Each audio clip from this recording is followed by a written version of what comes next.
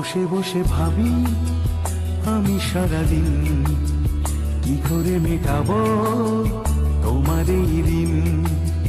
বসে বসে ভাবি আমি সারাদিন কি করে মেটাবো তোমার এই ঋণ। এ মনের ঘরে কবে ধীরে ধীরে, মনের ঘরে কবে ধীরে ধীরে ফিরিয়ে দিলে আবার হারানো সেই দিন।